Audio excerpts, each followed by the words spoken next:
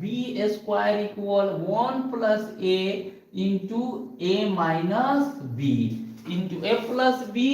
Into a - b। यानी क्या है कि देखो 1 - cos² यानी a, हम क्या देख रहे हैं, a - b का होल स्क्वायर को हम ऐसे लिख सकते हैं, यानी a - b into a - b, यानी 1 - cos² इंटू 1 - cos²। अब फिर यहाँ क्या है, 1 स्क्वायर माइनस cos², यानी इसको क्या लिख सकते हो, 1 - cos² इंटू 1 + cos², यानी a +